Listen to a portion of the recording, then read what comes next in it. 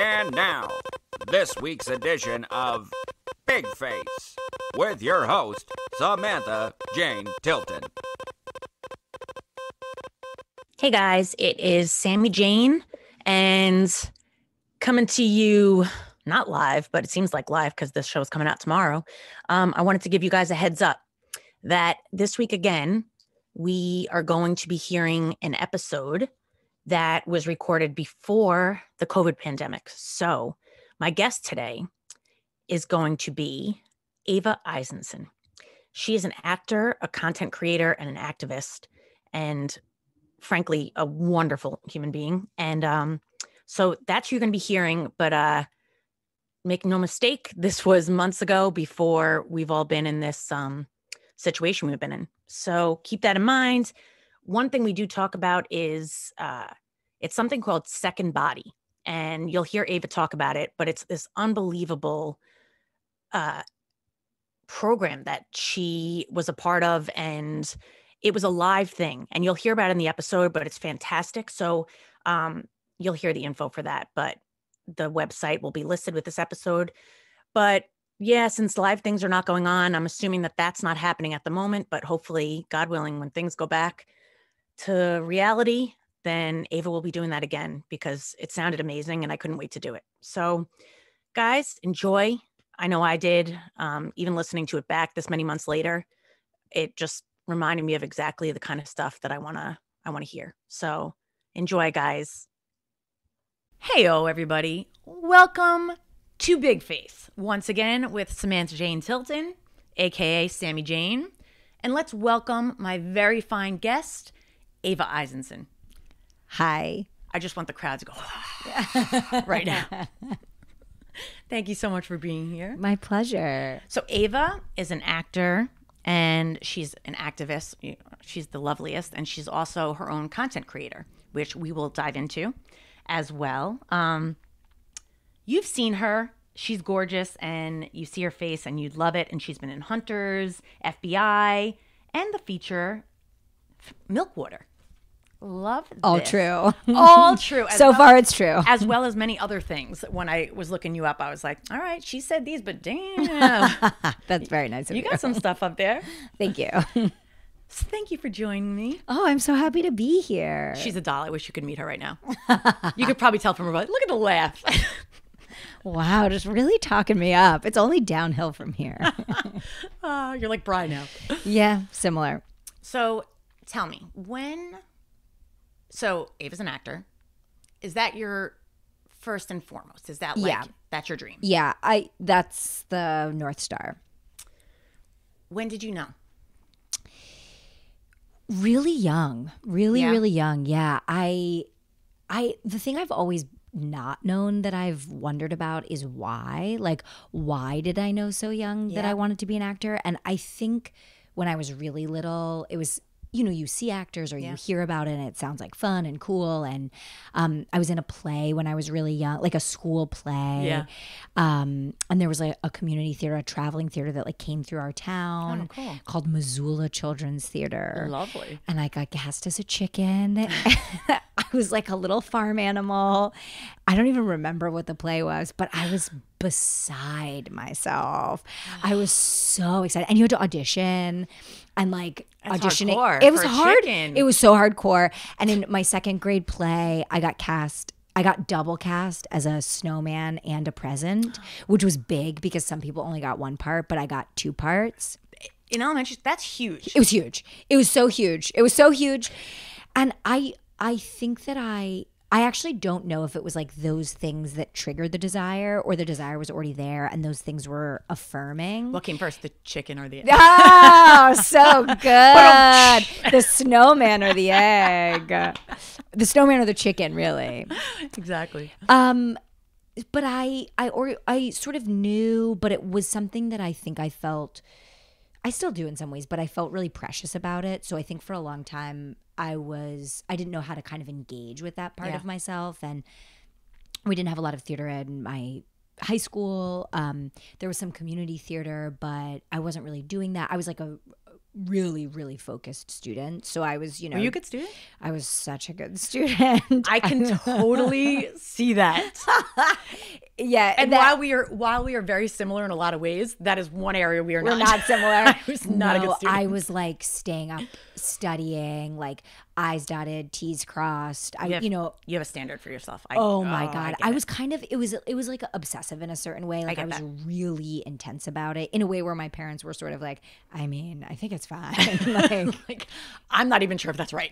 No, I was a huge nerd. And so I think it was like a weird kind of split where I wanted to be an actor, but I also was like getting 100 on math tests is a really big deal. And I still sort of like have that divide in myself in certain ways where I think I'm oriented towards doing well at tasks and being really good at things, which I think can run counter to being creative. I still kind of perfectionist thing that is like the death to artistic selves, I think. Totally. I agree with that 100%. It's very hard to balance that. It's really hard to balance that, especially too, I think, in a industry where we tend to see things that are the product, right? So already it looks better than something than the result. Exactly. And our industries, I think, especially for women, but not exclusively for women, is geared towards what we've culturally decided are the perfect beings or the perfect look or the perfect body or the perfect way of speaking or whatever the standards are. So I think the industry advocates for professionalism in a certain way, but artistry advocates for creativity. Yes. And so that's a great way to put that. Yes. Well, you brought it out of me. It's happening live. Coming to you live. That's right. It's true though. Yeah.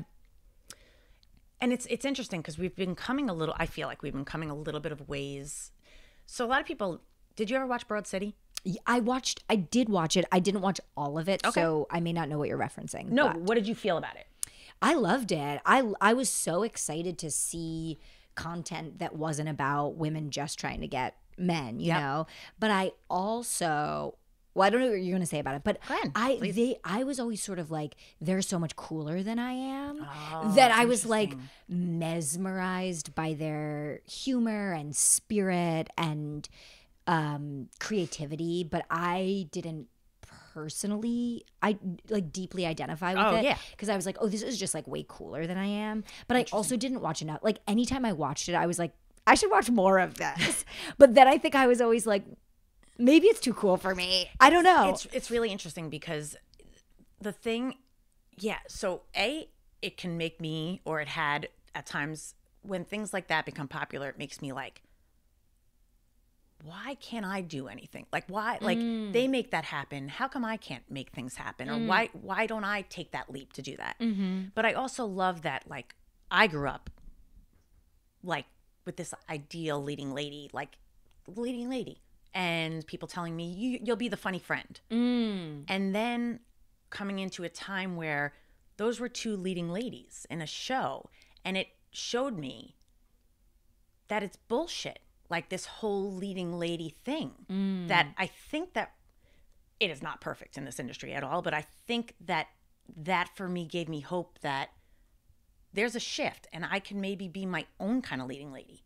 Not that I'm like them. But they are totally different kinds of leading ladies. But they led that show so hard. And they led it so hard. Yeah. Yeah, I do feel really hopeful for that. And I feel really grateful to the ladies that have come before. Yeah. Because I think that our definition of what a leading lady can be like and look like and what stories they can tell are changing. Because I think for a long time, the sort of idea was that if you're not desirable to a man, which is a very narrow lane, then there's no story to tell. There's nothing to lead. And I think it's so exciting to, and I think we are seeing changes. There's a lot further to go. But to say like there are so many women's stories and they all deserve a spotlight. Yeah. And you don't just have to like need a man's help to be a leading lady. Yeah.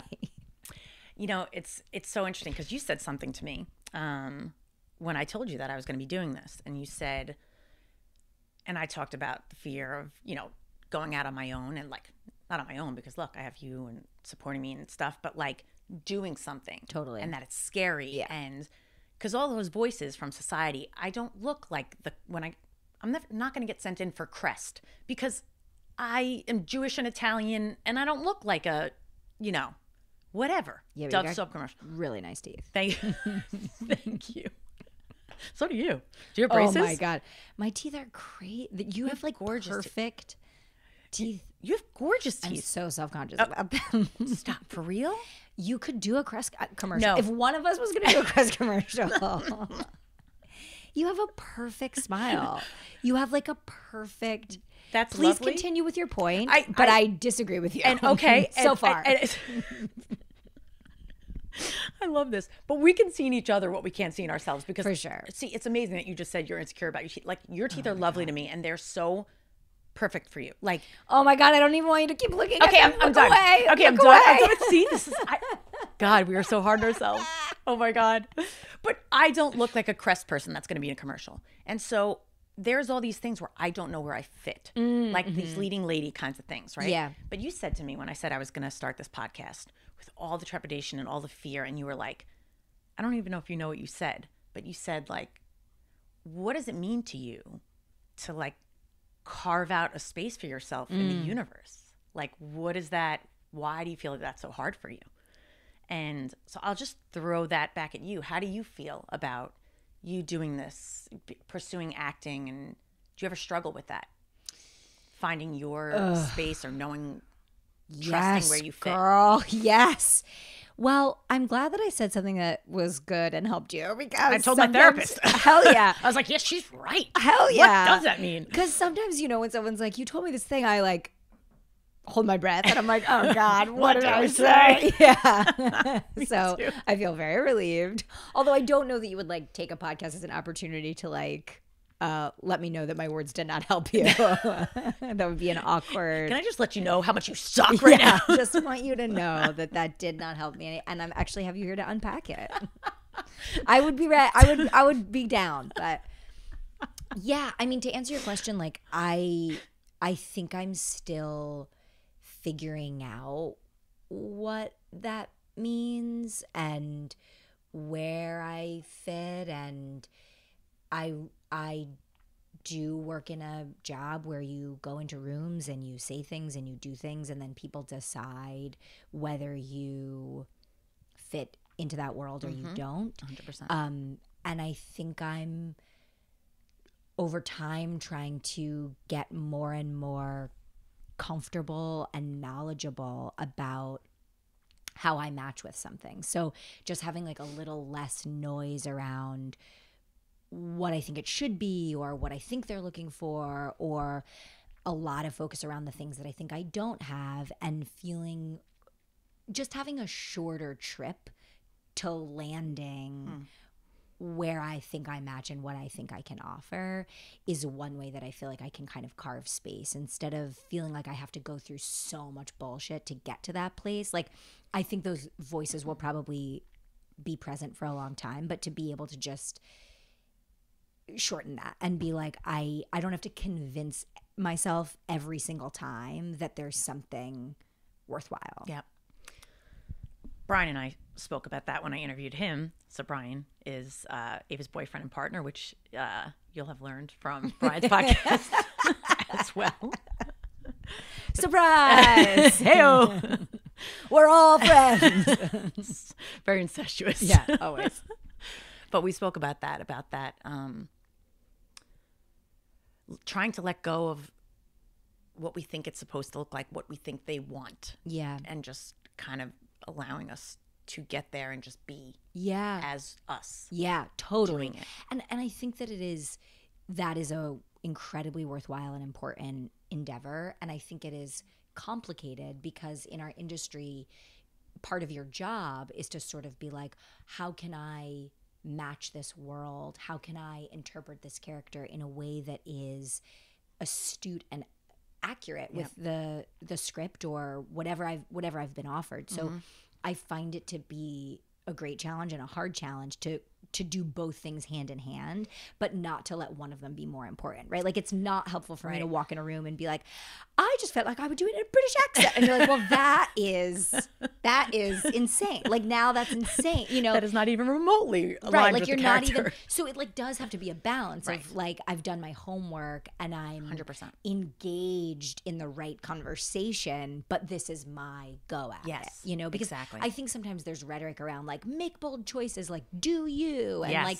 that's true. And I agree with that, but also like, know the like read the room, right? You know, like you can't read the room. Yes, if you want to do your own circus, then you gotta get a tent. Yeah, like, you can't. I love that. That one just did that just come up? Like that just came. Okay, we have to like coin that. We can make T-shirts. Let's make T-shirts. That is okay. New business idea. Don't steal it, you listener motherfuckers.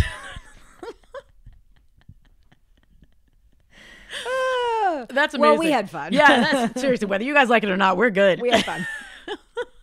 We got T-shirts. Seriously, we got T-shirts. So yeah, no, but 100% finding that, like knowing the industry, knowing how things work, what the script you're looking at, and not, my old acting teacher used to say, not adding fiction to fiction. So like, that's so good, right? Maybe we should just put that on the T-shirt. That's really good. No, circus one's better. That's pretty good. But it's true. It's like looking at a script and not going like, I'm going to, oh yes, and then they must have been this before, and like adding all of this stuff, but like being present with. I think there's something to be said about the instinct that you get from immediately reading a script. Yes, but I think that can happen too, where you are so in your own head about it, you land in this place, and then it can be so far. You bring that in the room, and it's sort of like, where did this? Because in your own mind, you've gone from A to Z, but then you just present Z and they haven't seen all of the other letters. You're like, I see what has happened.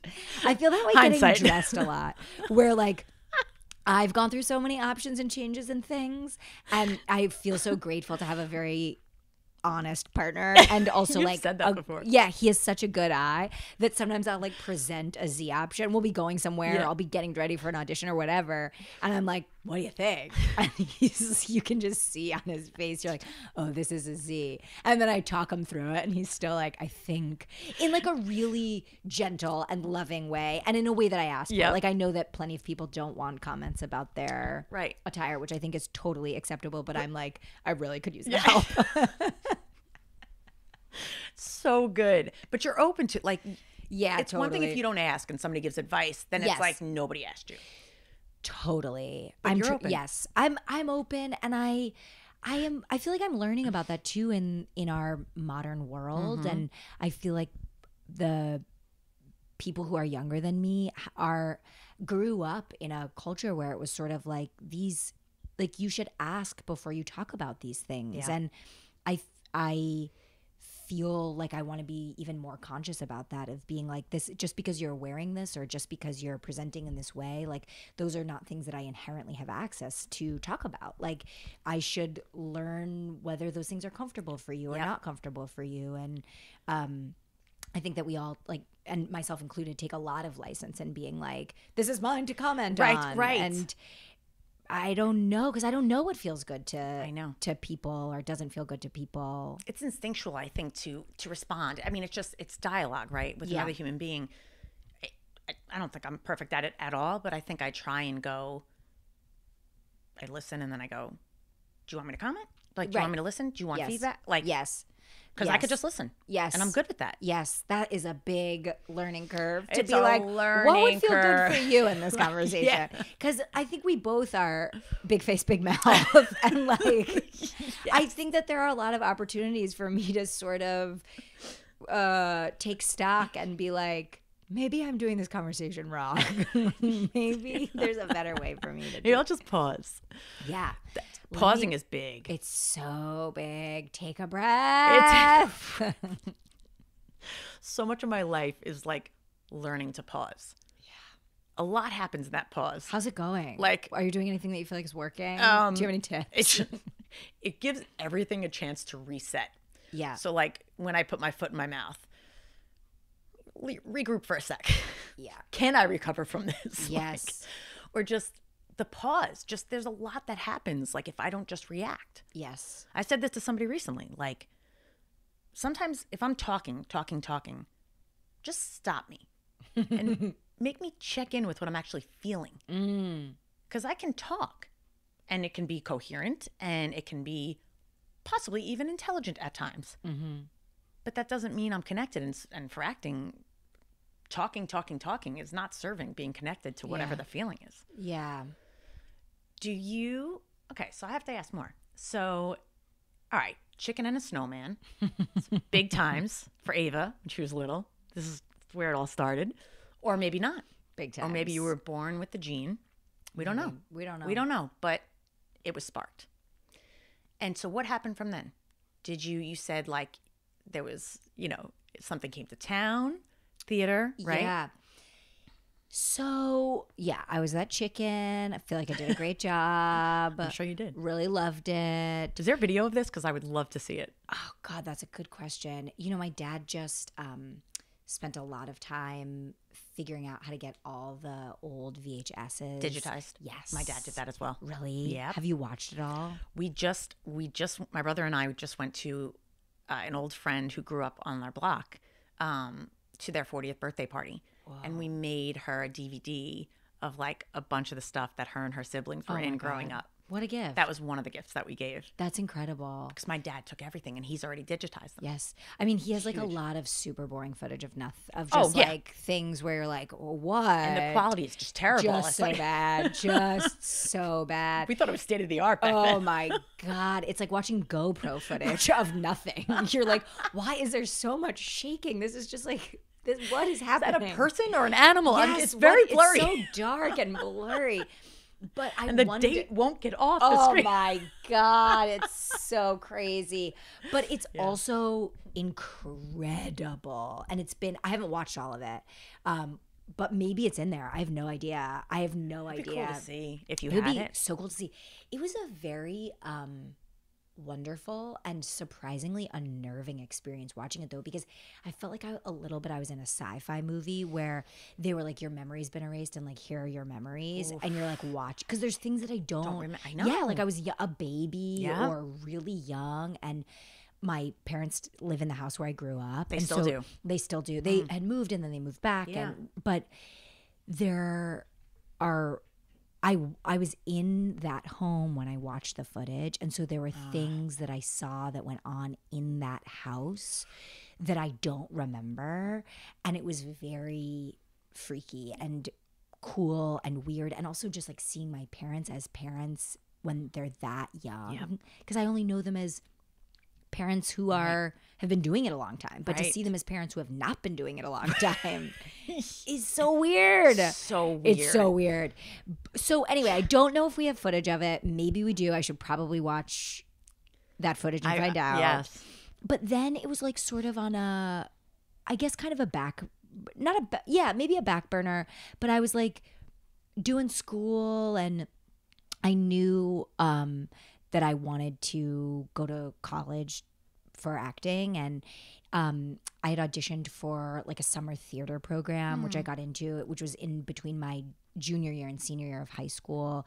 And that was very informative and sort of set the tone, I think, for what I wanted and what I was interested in. It was a very like roll on the ground and talk about your feelings and build a community and like be with other artists and do theater all the time. And like, I was like, oh yeah, I think this is what I'm about. I'm in. I'm so in. And I think I was really lucky because I think some kids who did the program were like, oh, no, this is it. And so I think it's like a good litmus test for... Absolutely. So when I was like looking at schools, I was sort of like, I think I'm looking for the rolling on the ground. That's what I think I'm looking for. But rolling on the ground, Yeah, I had very little experience and I had done very little. So I applied to BFA programs and I applied to BA programs, and I ended up getting into some of the BFA programs. So I went. Wow. And I've been hustling ever since. But the program that I went to... Where'd you go? I went to Boston University. I went to the College of Fine Arts there. And they we're interested in like training you as a. By the way, so if you hear, so we'll just let everybody know, and I should tell you this, Ava. Please. If you hear that fluty noise in the background, it is a very windy day here in New York City, and that is the wind coming through the air conditioner, I believe. Oh, wow. I truly thought somebody was practicing an instrument. That is not. That's the wind. That is the wind. I was like, someone definitely plays saxophone and lives below you. It's like, like, it's, wow. Yeah, so if you hear that, enjoy the music that the really wind is. I hope you hear it because it's beautiful. Really mastered it. Great day for the wind. Great day for the wind. Bringing it in. Yes. Singing. Way to go, wind. So now you know. Yeah, now we know. Okay. Now we're not shocked. We know what's happening. It's not a ghost. It's not a saxophone player. So go ahead. Okay, so so when I was in school, I was in the acting program, but the acting program splits into like theater arts and to acting, and I was torn, didn't know what I wanted to do. That's something I wondered about theater for you, or so go ahead, tell me. So it was suggested to me by a bunch of professors that I was a theater arts person. They were like, we think you have other skills, like you should cultivate those. And I was kind of like, I'm so young, I don't know what to do. I'm so terrified. This is the rest of my life. But I ended up identifying with that, and earlier in the program there was a cut system where they would like cut you, or they would put you in the theater arts program, and it was sort of a demotion. But by the time I got there, it was more of a conversation and choice. But it still had some of that like old flavor left over, I think. So I was like worried that it felt like I wasn't being taken seriously as an actor. But I was interested in directing, and so when I first came to the city, coming out of that program, I was sort of like to New York. Yes, yeah. So I've said this in other episodes. So this is a New York City based podcast. So we're talking about the biz, film, television. Here we're talking about some theater as well, but with all different people doing it in New York City. So we're trying to get this word out to help any actors or anybody to understand all aspects of this business. What Absolutely. It's like. So Ava lives here. Ava's doing it. I'm here. I'm Go in ahead. New York, but that's Tell a us good more. point to not be so New York City centric, where I'm like the city. No. It's like that is. But you grew up in New York. A lot of cities. I grew up in Long Island, and it was like the city. Yeah. So whenever people say Manhattan, I'm like, the city. You're not a real New Yorker. Yeah. Yeah, and as you know, I grew up upstate, so Right. it was the same thing when people were referencing the city. They were referencing this New York City. Yeah, because people, I don't care where you're from. This is the city. I'm kidding. I'm not that You obnoxious. said it. You're gonna give us a bad name. I know, right? That's so New Yorkerness. Yeah, I'm just kidding. Just kidding. Just kidding. So go ahead. So yes. Okay, so when I was first in New York City, I was doing some directing, and I was doing some assisting, and kind of like figuring it out. I'm still figuring it out. But it took me a little while to kind of recognize that I really did want to focus on being an actor more than I wanted to focus on any of the other things. Okay. But I do feel like the skills I kind of cultivated of collaboration and looking at things objectively and how to put a story together and scenes, like all of those things have helped me in a variety of ways. I feel like they all feed in for me. Like doing, being a casting director and being an actor, which is partly why I'm making this podcast, because it's a different point of view. Yes. Having worked in film, television, and commercial, and also auditioning, and then also behind the scenes, you see so much. And being friends with actors and casting directors and all these people, there's so much that goes into it. And it's fascinating. Yeah. And so I think the more well-rounded that this is what I see, the more well-rounded that any actor or any artist in this field can be, practicing all things that come your way. If someone's like, oh, do you know how to be a script supervisor, and figuring that out, or, figuring it all out, you just learn more of the matrix of how it all works. Yeah. I do think it's a very special perspective that you have, though, because I think there are a lot of hyphenated artists that are actor, director, writer, or actor, producer, or whatever, actor, singer, whatever their titles are. Wear multiple hats. Multiple hats. But I think that there are fewer actor, casting director. Yeah. Maybe you know more than I do, but I know a few, but it's rare. I think that duality, and I mean, there's actors that have been behind the table on the other side, but that particular perspective, I think, is really valuable. Thank you. Yeah. And I think, and I'll say this and not as a pat on my back, I think it is. And that's part of why I started this, because you know this, I love actors. I love our people. People, you listening, I love our people. And like, I always want to be helping us. And from what I've learned, and now like teaching classes and coaching, I love paying that forward and showing people the other side, because it is only useful. It is, I'm so grateful. For a long time, casting took me away from acting, but I'm so grateful for it, because I learned, and I love casting, but I learned so much about the acting piece. Yeah. And like, so yeah. Can I ask you a question? Sure. Like, what do you feel like your time in the casting world, if it's informed your acting in a most important way? Is there a most important thing? It's a really good question. Thank you. Welcome to my podcast. I'm here. Thank you for having me, Ava Eisenson. Yeah, you're welcome. You're welcome. We're so happy to have you. Thank you. That's a really good question. I think kind of what we touched on earlier, to really, and this is so hard and so layered, but to really own being me and trusting going in there that if I'm present doing it as me, that's going to be it.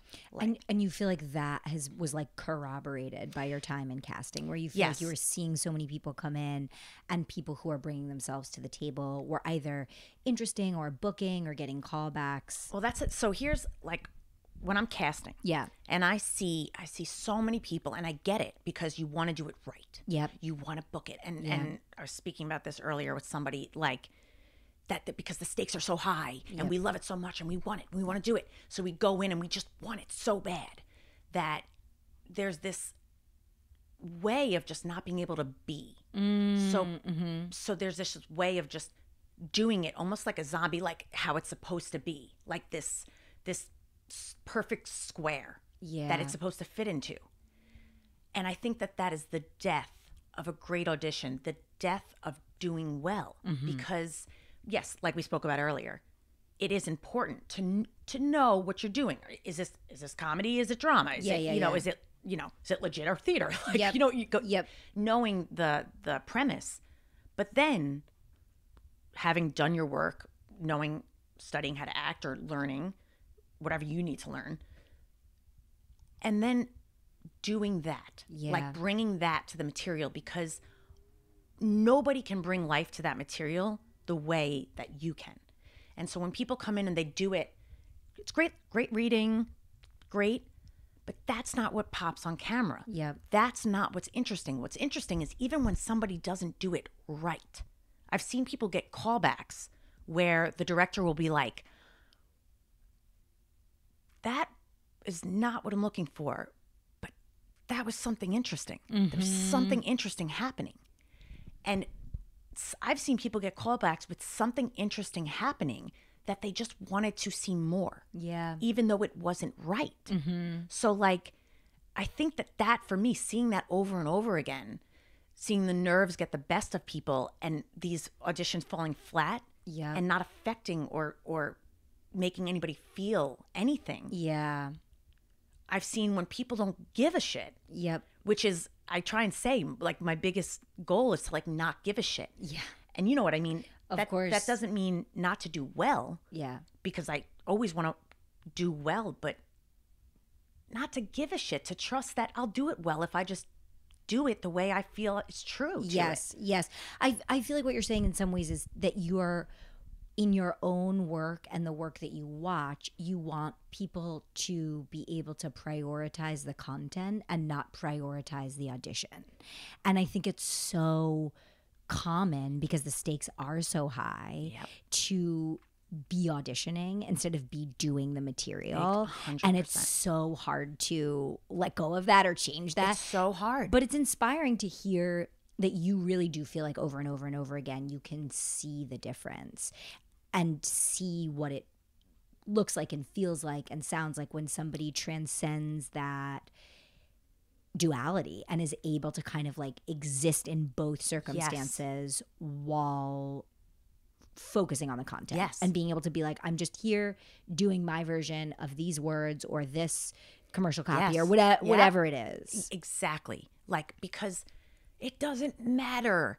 These people that you're auditioning for, it doesn't matter. What matters is just being truthful. Yeah.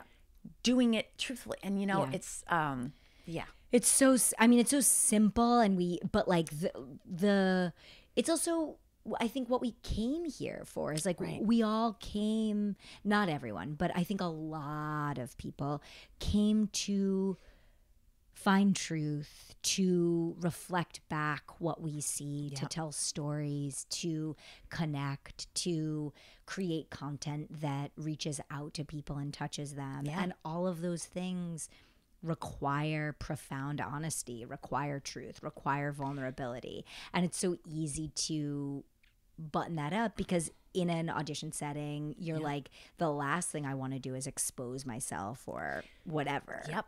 Which is amazing because as actors, that is our job. Yeah. Is to be vulnerable. Yep. And to be at the mercy of the life that we are portraying. Yep. Breathing life into, right? Yep. Yep. But the paradox of that is that as an actor, I hate feeling like I feel very deeply. I think that you were similar. Yes. And it hurts.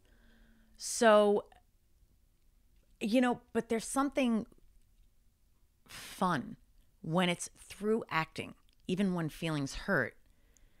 I try and remember that this is fun. Mm-hmm. This is, you know what I mean? That's what I totally.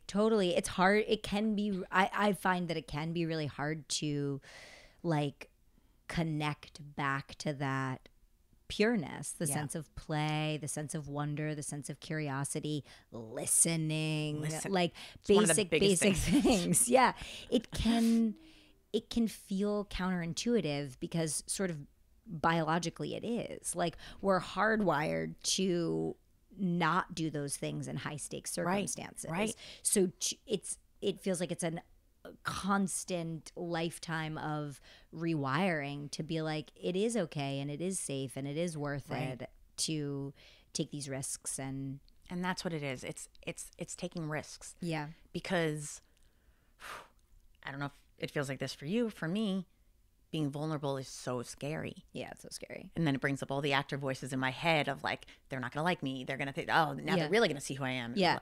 And I think it gets harder and harder because sometimes those things are true. Like sometimes you're really vulnerable or you feel really prepared and you feel like you did a great job and it doesn't connect. It doesn't line up. You don't get the thing. And I think that's what, for me, that's what I have come to think people mean when they say like rejection is hard, is that it's not getting the job is really, really hard, but withstanding the emotional risk that you take over and over and over again. I got the chills, yeah. It is so tough because it's like if you have somebody in your life, a romantic person, a friend, a family member, and you tell them your truth over and over again, and they can't hear you or they can't see you and it doesn't cut through, it becomes exhausting and terrifying to keep 100%. Exposing yourself in that way. Like, it's almost like a self-torture. Totally. Yeah. Totally. It's like it's like, yeah. Yeah. You know what's interesting though is that I was in Andy Roth's VO class the other night, and he said something that people always say that that this business is a business of rejection. Mm-hmm. He's like, that there's so much rejection. He's like, no, there's not. He's like, you do a million things every day and you're not rejected. He's like, what did he say? He said, you're not rejected. They just chose someone else, or they just went a different way. Like that doesn't mean they rejected you. That's great. They just did something else. Yeah. That's so great. And it was like the way I wish I could say it the way he did, but it was just something about, it's not a rejection just because they didn't choose you. Right. Like you're experiencing rejection, but the action isn't rejection. Like you haven't been rejected. You're just experiencing rejection, which is sort of your choice. Right. And the thing is that being on the casting side is that I've seen people that, you know, I've seen actors audition that blew directors and clients away, and they were this close to booking it, and then something changes. Yeah. And then that person, something gets scrapped. This role is no longer there. It changes. It's a different nationality, whatever. These things happen constantly. Yeah. So you walk out of an audition and think, I nailed that. Yeah. I coached an actor on his audition recently and tried to get him in touch with having fun. And he went to this audition. It was a legit audition. He's like, I'm like, how'd it go? He wrote me, crushed it. And I know he did. That's great. He crushed it. He didn't book it. And he was so disappointed.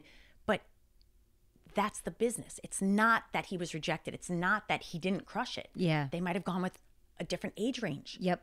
You know what I'm saying? Yep. Like, and it just happens. And also, like, it happens. I am thinking of a specific example because it happened to recently that somebody. Well, I think it's okay. I mean, I'm not going to say the name just in case they wouldn't want me to share the story. But it happened to someone was in a casting office. They got to second. There might have been a third round of callbacks. I can't remember. Okay. Felt really connected to the part. Felt really connected in the room. Was working with somebody who was already in the cast. Like it was they had gotten really far. Yeah. Didn't get it. Were totally devastated. And next time they were in that casting office, which is meaningful that like the casting office brought them back, they were like, oh my God, you were so close. Like they decided to go. And the person was sort of crushed by that, but that they were so close and didn't get it. Right, of course. But in some ways, it is a gift to know that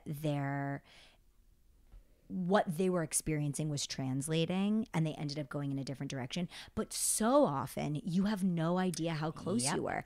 This happened to me once too, where it was a voiceover. I happened to know somebody that was on the casting team who I didn't even know was working on that project. So funny. And like probably months after I had done the audition, she was like, oh my God, I just heard your voice on something. We almost booked you on like whatever the thing was. And I was like, it was so, I hadn't even considered the possibility that it had like been heard and I was close, Yeah. Because we just mostly don't have that information. You never get it. You never get it. You never get it. I mean, that's so people that have not been in this business or are new to it, that's protocol. Like there's so many different avenues. They have to call the agents and to release people and blah, blah, blah, or just there's no time to get back to every actor that auditions, no matter how much they adored them. Totally. And so you just live in blindness that you have no idea what they thought of you. Yeah. We always joke, like, people outside of the business are always sort of like, so when are you going to hear? And you're like, no, I don't know. Maybe never. I don't know. Did you hear yet? Like, no. I'm checking my email every 10 seconds. Like, what do you want me to do? And you I don't saying know. it. I don't need another reminder. I've thought of it every second for the last... Yes. And of course, it's always well intended. Of course, because they care, but they don't get it. Yeah. And you're like, well, it's not a doctor's appointment and they're not going to call me with my results. Like, I don't know. And this business is so crazy. Oh, it's so crazy. It's so crazy. It's so crazy. So when did you come to New York and how long have you been doing it? I have came to New York 1,000 years ago. Wait, really? Let me think about it. In 2007. Okay. I think Yeah? that's right. So you grew up 1,000 years upstate? ago, I grew up upstate, but then I was in Boston. Right. Then I went on tour. Then I came here. So I've been here a really long time. But it's changed a lot. Like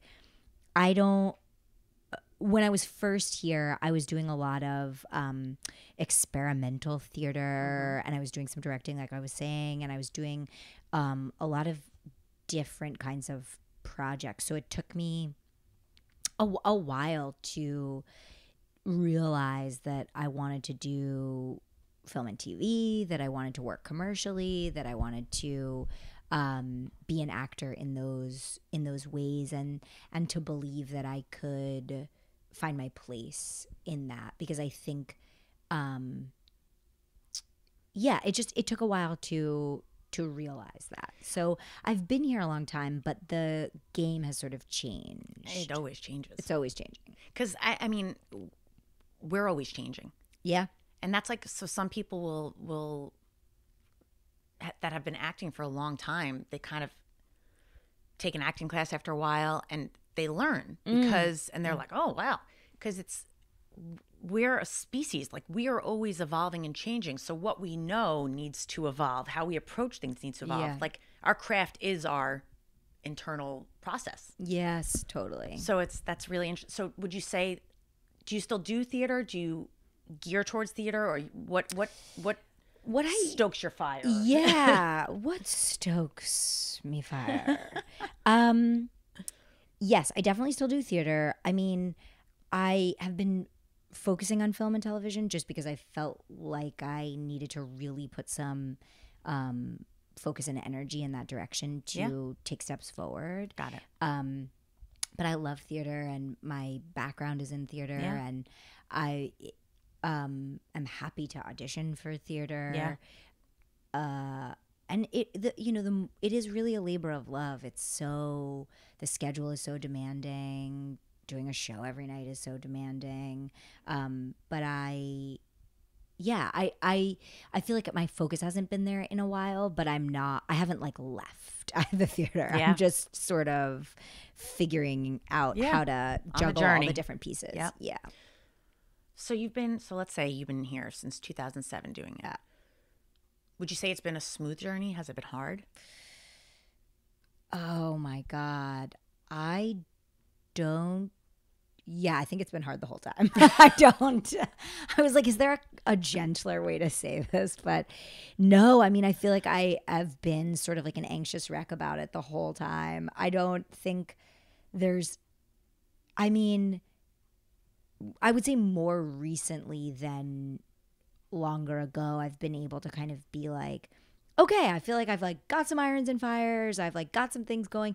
And I think as my goals have changed, my how I think it's going has changed. So like when I was more focused on doing downtown theater and working with really small and also awesome nonprofit theater companies, when I was doing a lot of that, I think had you asked me at that time, I would be like, I think pretty good, but like wasn't paying my rent doing it, but felt really immersed in that scene and making projects about things and having agency over them and working with people that I really loved and working with artists that I really admired. And so I think I would answer that question differently at different times, but looking back overall, I would be like, it has been a treacherous climb up Mount Everest.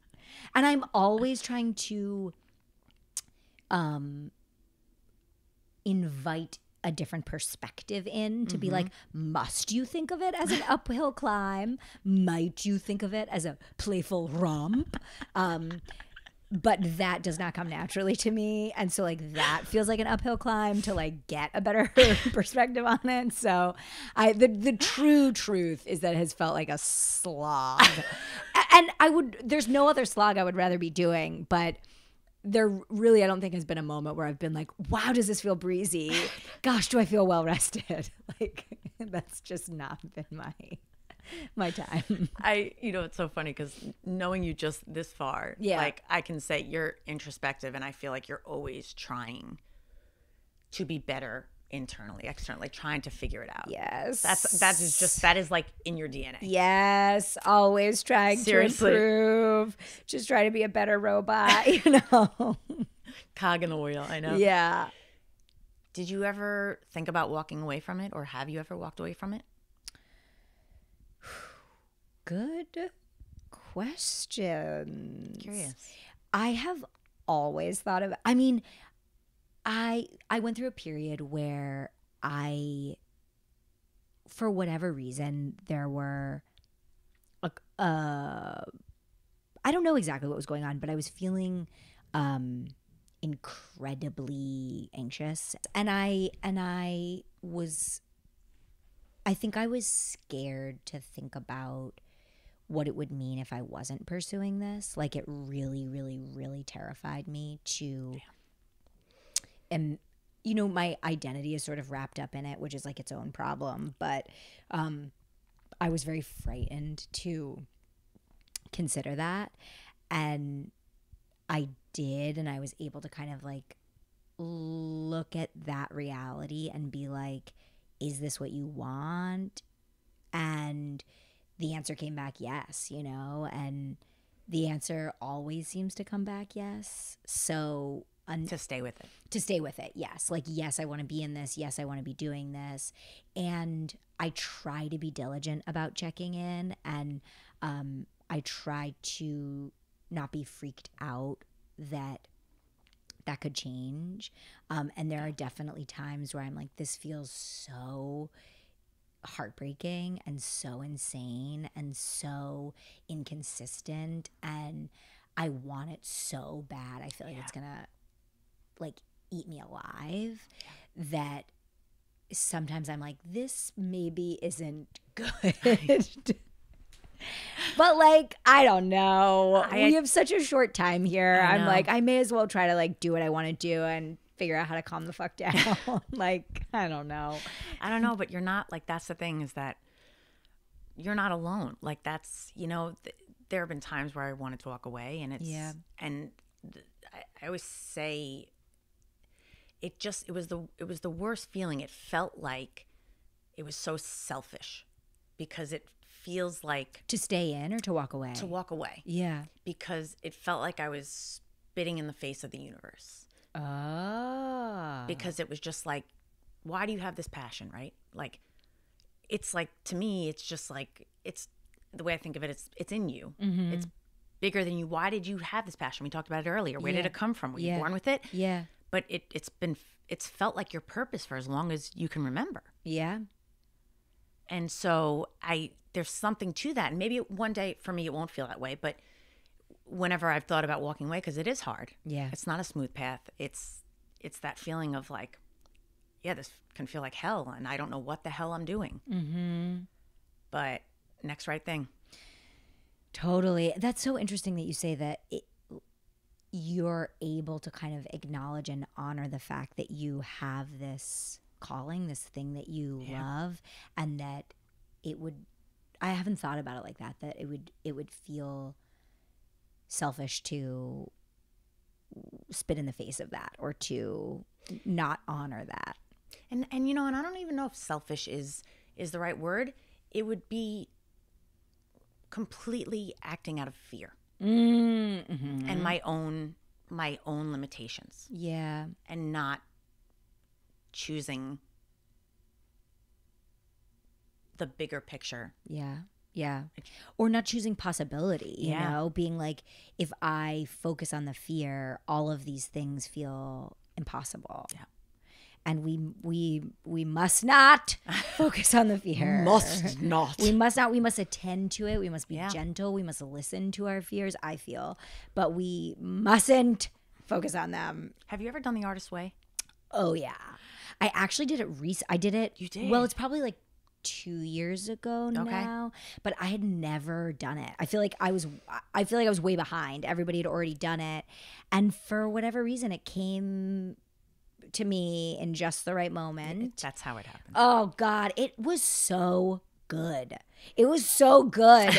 I love that book so much. I never finished it. Did you finish all 12? Well, you're a good student. So you I probably... did I did it with Brian, and he would like do some of it. And I was like, boo, like we got to. I was like getting up so early. You set your alarm, morning pages. Oh my God. I was so serious about it. And it's like, but here's where I feel like you're so good. You'd be a perfect person to pair up with. I've been trying to do it. And without the accountability, without like, we talked about this earlier. Oh, I will call you and tell you to do it. If you need some accountability. All right, it's on, because this is happening. Because I know a lot of that, and I brought that up because of fear. Yeah. And attending to that. And I think a lot of that is with the writing. So if you guys don't know The Artist's Way, one of the things she has you do, and it's a 12-week kind of like unblock yourself. And it's not just for actors, but it's called The Artist's Way, and it's just a way to be more creative and really get past your own limitations and fears. And one thing she has you do is write 3 pages in the morning every single day of, you can read the book if you want to know, but read it. It's like, it's amazing. But writing every day in the morning, 3 pages, and just it unblocks it. You start to understand things that are going on inside you. Yeah. Well, inside me, I started to. For sure. I did it. Sometimes I did them and I hated it. Sometimes I was like, this is the worst, but it ended up feeling really valuable and worthwhile, and I learned so much. I know. I want to finish it. I want to actually finish it. Where are you? How far are you? Well, I just started reading it again from the actual beginning. I'm like, oh, you're not gonna pick up where you left off. No. You're gonna go through. You're gonna do. It's the whole been thing. years since I've done it. Oh, this is the perfect time. Interesting. I wish you could see your face. It's Oh amazing. my God, it's the perfect time. You got to do it. It's hard. You got to do it. What if you do it? Like, what if you do it and you're like, I know that I'm gonna do it 70%, and you just commit to a 70% journey. See, like that's so hard. I'm a perfectionist. Yeah. So if I'm not gonna win, I'm not gonna play the game. Like that's my brain. Yeah, I really relate to that. If you had just told me what I said to you, I would be like, "There's no way I'm gonna." You would just psh, me out of here. That could be a punch or a psh. Yeah, because that just wouldn't fly. I feel like if you schedule it in and you like are like, this is an assignment. This is you know you're gonna have to make the time for it. I mean, it's basically like 45 minutes every morning, and then another, I think, 2 hours to do the assignment. So if you're like, but if you think about it of 2 hours a week, well, really it's like 8 hours a week because you have to do 7. We're already past it. I'm like, it's not happening. Well, I don't know. I mean, if you can fit it in at a time where you can add 10 hours to your week, it's a part-time job. And it's a priority. Honestly, it's the accountability thing. But that's all. You want me to text you every day? Yeah. This is after we get off this mic, I'm going to be like, okay, so let's set a time. I'll text you every day. It's accountability. It's like, that's my thing. And I think that I don't know if you're very diligent, but as an actor, having the schedule always change and having my own time to create or to rehearse or to practice or to it's left to my own devices, it is harder to figure that out. Oh yeah, right. I agree. The big thing that I do that I don't know if it's just my own. Oh, I'm looking at the Artist Way right now. I see it. So I have to like schedule it the way I would schedule with someone else. Like if I don't schedule but like I'm obsessed with like I have to schedule everything. But I'm great. I'm like, I will schedule to brush my teeth. Like I will schedule it and I'm good. Yeah, but I have to like I schedule office hours. I schedule work hours, like just with myself. If I work on stuff with Brian, we like schedule a meeting because for me, I'm like, wait, are we hanging out? Or are we working? Like, what are we doing? When I talked to you the other night, everything. Yeah, you guys were doing work and you were working on a project. I think I because that's great. Though. I feel like it's easier to be accountable if I've carved out the time. Of course. I mean. But it's also, there's certain things I'm really diligent about, but like, I don't know. There are certain things like certain paperwork things that I will. Paper's tough. Oh, I hate it. Paper's tough. Give me a tax form. I'll wait till the very end. Although I'm really trying to be better about it this year. It's hard. I hate that stuff. Like when I imagine my hell, it would be like filled with papers. Filled with like papers where you read the instructions like 7 times and you're like, I don't know what is being asked of me. Like complicated, like medical form, tax forms, I any of that stuff. But that's for me. I've always needed help my whole life. Oh, I hate that stuff. That's okay. And just to say, that's also part of why I wanted to start this podcast. Coming into acting, I knew nothing. I did not. I loved it as a kid. It was in my soul. And long story short, my mom got sick when I was very little. Life got crazy. And all I wanted to do was just be okay. So I just wanted to be popular and not be picked on. So I never acted from after 6th grade until after college. I didn't study it. I studied psychology and sociology, which I was always going to be a psychologist or an actor. But basically the same. Right, basically. Exactly. With some big differences. Right. But that's like, I never knew how to do anything. And I never had anybody to help me figure things out. And that's why I thought that this would be good, because everybody needs help. Yeah.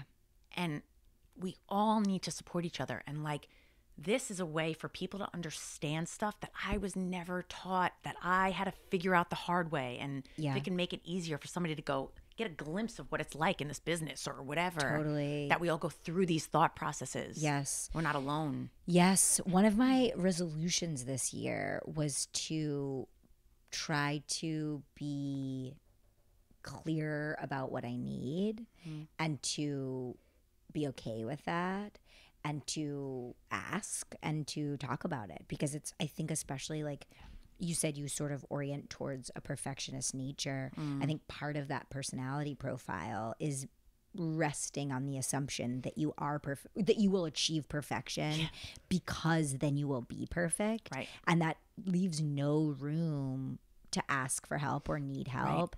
And I think there's a lot of talk about like ask for what you need, but I think for me at least, the pre-beat to that is like become comfortable with being a person who needs things, because I think we deny like so deeply, because then we have to deal with that, right? Like you're a person who needs help with certain things. Like when you've built an identity around not being that kind of person, it feels horrible to be like, I mean, like genuinely, Brian, my partner, is so good at this kind of paperwork. I schedule a meeting with him to be like, can you just sit next to me while I call? And I hate it. I feel disgusting and embarrassed. I totally get that. And horrible and gross. And like, because I was a good student and like I am, you know, like diligent and all of these things, I just hate the way it feels. Like asking him for help feels bad and doing it by myself feels bad. So it's like, which feels less bad? But like, I don't want there to be myths around it. You know what I mean? Like I think there's a myth that like if you ask for help, it's going to feel so good and you're just going to be like saved. But like I don't know, they both feel bad. But I'm trying to cultivate new skill sets. So I'm really like, good. It feels bad to have you here, but it feels a tiny bit less bad than struggling through it on my own. Just getting nowhere. Yeah, or just feeling bad in the same way. To be honest, I don't think we're meant to be alone. I think human beings, social creatures. Yeah, I just think we all need a little support. Like, I don't know, just having somebody there in harder times. As much as for myself, I hate to ask for it. Yeah, it's just nice sometimes. Yeah, and it's just helpful. Yes. Ask for help when you need it. I'm gonna take that in for today. It's my little thing. Yeah, and I'm excited and interested in evolving to a place where I can not be such a crazy person when I ask or provide help, because I think sometimes when somebody asks me, I'm so happy that they asked. I like really overdo it, and they're like, I don't think that I need that much. Like, I can get like a little crazed about it and like crazy follow-up and like all this shit, because I'm like, I want you to know that it's okay. And I think people who like have less of a complex about it are like, totally, I mean, I'm good. I'm fine. I'm fine. And I want to be. That's so warm. Oh though. my That's God, so like nuts. Compassionate. It's nuts. But it comes from such a compassionate place. Oh God. But I also don't want to have such a complex about asking and just being like, I think that I want the exchange to be like, hey, can I ask you for something? Yes. Here's the thing I need. And for the person to be like lovingly able to say yes and lovingly able to say no, and that our relationship will be totally fine. Yes. And that we can sustain that kind of honesty where I can stop having such a complex about being like, I'm so nervous. I'm nervous about what they think. I don't want them to think this. I don't want to feel like they owe me something. I don't want to feel like I owe them something. And just like on and on and on and on and on until you're dead. It's oh God, it's like the never. I get it, because you like, in certain ways it gets better, and with certain people that I get more comfortable with or trust. Yeah. I'm always like, whenever I propose something to somebody, I'm like, so I'm gonna ask you something. Totally feel free. I have to give this like whole speech. Like, you're totally okay to say no. Yeah. It's okay. Nothing. I'll be totally fine. I'll get it done. But yeah. It's like, I don't have to qualify. I can just ask. Yeah. Yeah. But even just the nerves of just asking, like, can you do the podcast? It's like, people are like, this is fun. And, you know, totally. It's amazing. It's very fun. People should do it. Yeah. I'm having a great time. You're the best. I'm having a great time. Great. I wanted to add, I have so many questions for you, but. Give it to me. So, did you grow up, so you grew up upstate. Mm-hmm. did you grow up in a house or a home where they got it? Yeah. I mean, I think that there are a lot of nuances of the day-to-day or the sort of like infrastructure of my passion, for like lack of a better way of putting it, that I think is a little bit mysterious. But I feel incredibly grateful that my parents were have always sort of been like, you should do what you want to do. Like you should have you should have the life that you want to have. Yeah. And I think that they have a lot of concerns about the inconsistency, and I think that they often see and hear how hard it is or what I'm struggling with, and I think that that is difficult for them. But on the whole, they've been I think even more, they both have really big artist streaks. Like that's not really how either of them identify, but they are creative by nature and have built a really alternative, independent, like their life is sort of their art project in a very beautiful way. Wow. And so I think that more than exactly what I wanted to do, I think they were like, we want you to do what you want to do. Like we want you to uncover what you want to do.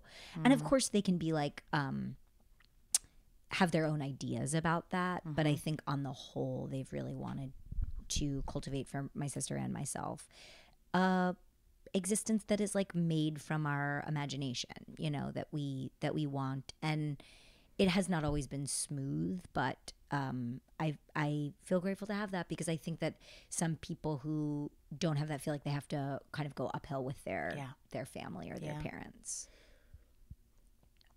So we've talked a lot about the struggles and stuff and how this path is hard. What's a good moment feel like? Oof. Let me really think about that. Isn't it so fucked that we can curse like that? Okay. You be you. Oh God. You be I you. was like, ooh, that's a big 100%. one. That's a big one. It's so easy to think of the hard ones sometimes. I'm glad that you're asking to like think about the beautiful moments. I think the good moments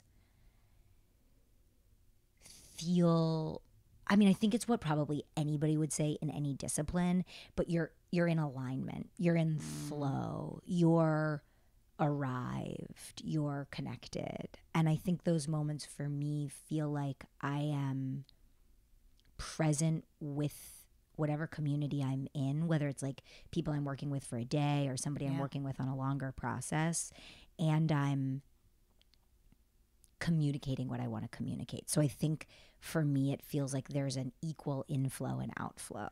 So like what I'm receiving and what I'm delivering feel right and in balance, and that's what I'm looking for. I mean, I think the easiest way, I guess I would say it is, it's home. Like when you walk home and you're like, I was happy to be where I was and I'm now happy to be here.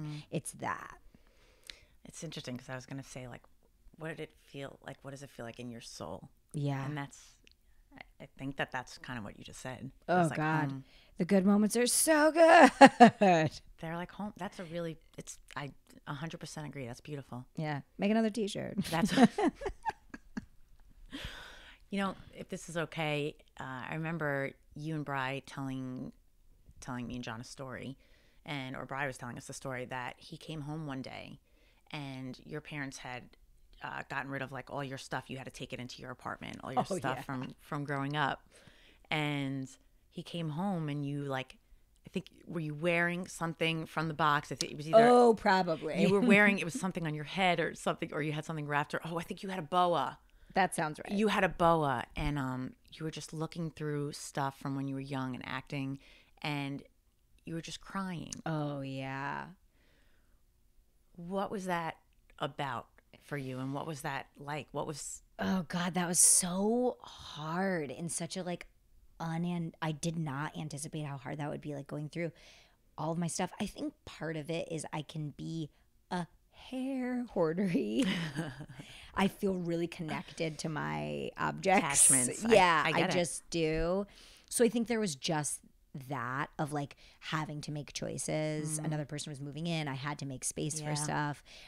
So I think I was feeling very stressed about that. But I think it was also, at least his perception may be completely, or his experience of it may be completely different. But my memory of that was feeling like I have so much further that I want to go. I have so many things that I want to achieve, and I don't feel like I'm quite there. Yeah. And looking back and being like, I've been through so much and I've worked so hard. Like the journals that I've saved, even things from high school, you know, like to cull over all of that stuff. And I think what I was feeling was sort of a sense of unfulfillment, like a sense of where has that labor landed me? And that's to like mistrust where I'm at, which I try to stay away from, but it's human. Oh my God, I was so deep in it of just being like, I'm mourning the self that just bled out for every, you know, I was going through like high school assignments. I was going through old pictures. I was going through like, I think I felt really sad for the person that had stayed up all night to finish that stuff that feels like now it has no consequence. And I think I was also mourning the fact that it felt like it had no consequence, because I was like, I hurt so hard for all of this and it hasn't landed me where I want to be. So truly, what's the point? And I don't necessarily agree with that perspective now, although I still feel that way a lot. Like, I think that's just what I was in the moment. And I was also just like wearing things I found in boxes because they were like adorable. And I was like, what am I going to do with this baby bonnet that I had? Truly. I found a bonnet that I was born in a box that my parents put it. And they were like, well, we're not going to keep this stuff anymore. Now you have an apartment. You should have that stuff in your apartment. And I was like, this logic is crazy flawed. Like, aren't you supposed to keep my baby bonnet forever? Forever. I like appreciate their lack of sentimentality about it, but I'm like, I know I'm like you. Oh my God. I know. I'm now in charge of throwing away my baby bonnet, which I didn't. It's like in a box. Yeah, like you're supposed to have that at a shrine to me. Yes. We don't gotta save this. Sweet Brian had to like build shelves. I was like, I gotta my baby bonnet. I gotta find a spot for this box. But I did throw away my like AP Bio binder, so that's a step. Success. That's a step. I'm laughing, but I'm crying on the inside because I'm like, should I have thrown that out? Maybe there's something I need. Oh my God, you're so wonderful. If you could, my stomach is growling so loud. It might be mine. Is it both of ours? Can you hear it? No, I hear mine. Yours, mine's okay. like churning. So if you could be gentle with yourself and like leave here today and give yourself one piece of like,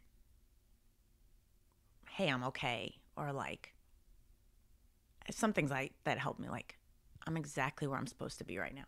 Oh, I say that a lot. Do you? It's a good one, right? I believe it probably like 50% of the time, but I say it a lot. Dude, the practice of saying it is a big thing. Yeah. But like, what keeps you going? Or what can keep you going? Like, what's the phrase I would say to myself, or what thought would I think? Yeah. Oh God, that's such a good question. I want to make sure I understand it fully. That, like, what do I feel like I need to hear that would make me feel calmer? I identify with you that we could be hard on ourselves, intense, perfectionists. If you could tell yourself, like, as if you were telling me or telling a friend. Yeah. What would you tell yourself? Like, chill the fuck out or whatever. Yeah. Okay. That little you deserves to hear. That sounds so cheesy, but it's so true. No, it's so true. I think it's all about that. We got to parent ourselves in the ways that we need to be taken care of. I would say, oh my God, can I do a bunch? I feel like I don't know that there's one. No, anything that comes to mind, go for it. I don't know that there's one that would like really do it, but I think I would say like, you're doing great. People like you. Every day is different, and that's okay. You don't have to just be one thing. Your vulnerability is a strength. Take a deep breath. Believe in yourself. Believe in yourself. I think that's all of them. I took those in while you were saying that. It's beautiful. Maybe your inner kid needs to hear them. Yeah. Look, you're just helping my inner kid. Oh God, helping your own. I think about that a lot. I do, because I think so much of what we feel crushed by is what that kid felt crushed by, and I feel like being able to recontact that and be like, what does she need to hear? Yeah. Or what does he need to hear? What do they need to hear? Whatever. We're just bigger versions of our little kid selves. Like that's the thing. Like we've grown. But that's why when I see people acting like a-holes on the street or whatever, and they're so angry, it's like, what have they been through? Like, or their defenses, like why did they build those things? Yes. You know, and it comes probably from for a experience. good reason. Right, Yeah. exactly. And so, yeah, but for today, I know my defenses no longer serve me. Yeah. They keep me stuck. Yes. So, yes. I want to get past those. Oh, me too. Yeah. We're doing it. We're doing it. We're doing it. We're doing it. So you're working on a bunch of stuff. What are you working on? Just give us a little taste. Yeah. And then, I'm working on a bunch of stuff. And then where can we find you and find that stuff as well? Oh, great. But tell us. Mostly my main focus is auditioning, and I have some control over that, but very little control over that. So I'm spending a lot of time working on how I can cultivate more auditions, making myself available for any audition that comes my way. And I audition for commercials and for TV and for film and for voiceovers and for print. So it can come from a bunch of different sources. Yep. And so that's my main focus. Yeah. But I'm also working on like my own little projects and some projects with other people. I'm working on a writing project with Bri, and I'm working on this really cool project called Second Body, which is incredibly difficult to describe over. All right, well, thanks for coming. Well, visit the website, it's secondbody.co. But I think the easiest way to describe it is it's a live experience in which, okay, so let's say you and I were having a conversation. Yeah. I would be in a separate room than you, but what I'm saying would be audio fed live to somebody else who's in the room with you. So you and I are having a conversation, but you're speaking to a different body. So basically my words are coming through somebody else's body. It's amazing. Like the applications have basically been for like couples to talk about different things that they want to talk about. We're doing on February 19th, we're doing the Democratic debate live streamed into our ears, but we're playing the candidates. So the application is also about perception and can you perceive somebody differently if they're in a different body? So I will be playing Joe Biden. As you should. Yeah. That sounds just right. Yeah. So it's a really cool project, and the company that is putting it together is really amazing, and they're cultivating it sort of like you would cultivate a startup versus looking at it as like a theater or like immersive theater project. So that has been very interesting. So so you and I are sitting across from each other, but you don't know me. Yes. I'm a stranger. Yes. But I have an earpiece. Yes. And somebody in the next room is talking into it, and I'm now relaying those words to you. Exactly. It's basically like having an avatar. That's fascinating. It's a human avatar. So let's imagine that like you were trying to have a conversation with a best friend. Yeah. and maybe there was something.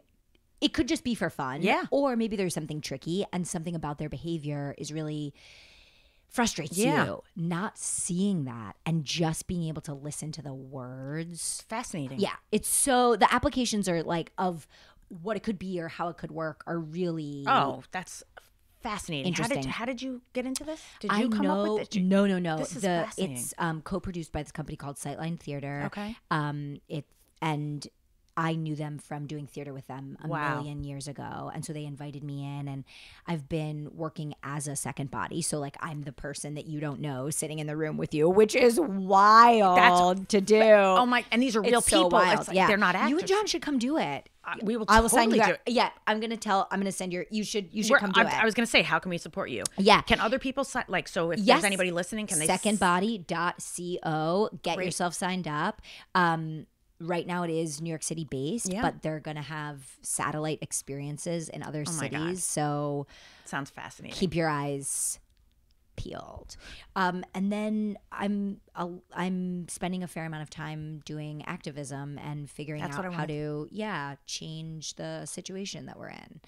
So I'm doing a lot of local organizing and just trying to work. I work with this organization called Red to Blue, which is really amazing if that's how your politics swing.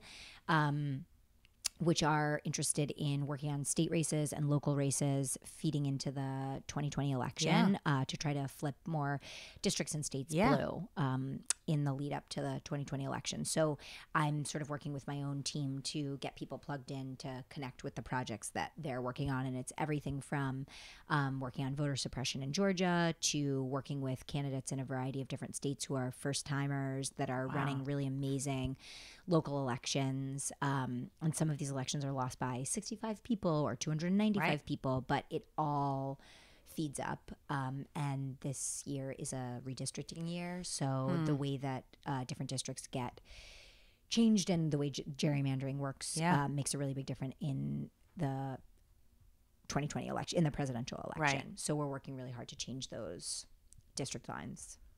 Wonderful. Yeah. You are so well informed and so I'm trying. lovely. I'm a beginner. You're You're wonderful.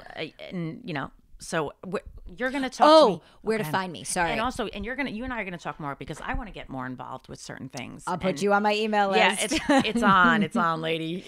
Well, I'm excited to talk about that because I recently joined Instagram and Yes. I'm looking for followers. I love it. So I love that you're on Instagram. I get like really excited. oh my God. I'm having a good time on it. I know it has its downfall, but also for Yes. organizing, it's a great tool. 100%. And I think there's some really fun things on it. Yeah. I follow like all of these different like cabins Really? Instagram posts, which I just love. I follow all these like woodworking things. Oh my God. I'm it's like, so, love it. It's very, yeah. So my Instagram is at Ava Eisenson, which is my name, AVAEISENSON.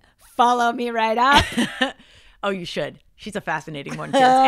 If you weren't able to tell already. And you can find her on IMDb and type her in. And I have a website, which is my name, www.avaeisenson.com. Great. Email me anytime. You're going to get way too many emails. You're going to be like, okay, stop emailing me. All right. And so, as you kids know, it is now time for the big face feather in your cap. And so, by feather in your cap, we mean a success, achievement, or something you've learned that may help you in the future. So every week we ask our guest, which is Ava, if you wouldn't mind to give our listeners a feather to put in their caps. Do you have anything that you'd be willing to share? Yeah, I'm just gonna do the one that's on my mind right Please. now. That's the greatest one. I think that it's a difficult time. The backdrop of our world is, I think, pretty dark right now. So I think if you are able to really use gratitude as a launch pad, I think it opens up our capacity for joy. I think it opens up our capacity for connection. And even if things are really hard, finding moments to not just say or I think sometimes I like pretend gratitude where I'm like, I'm grateful, but, It's always the but. Oh my God. I do that so often, like fake gratitude where I'm like, I'm doing it, but I'm like mad at it. But to like really in like a peaceful way, like experience gratitude for each and every thing, because I do feel like our time here is so limited, and it makes such a difference to say like, I am to feel, to experience each moment that we have and the things that are good about it, because there are so many things and we are so lucky in so many ways. So that's what I would I love how I'm like, we're talking about gratitude and like being present, and I'm like, that's a noise. It's a process. Totally take it out of the beauty of this moment. It's a process, growing and learning and changing. That's a great feather in my cap for today.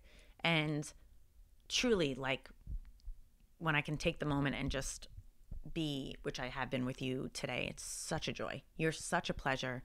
Thank you so much for being here. You too. Thanks for having me. I'm honored. I am so honored and so grateful you were here.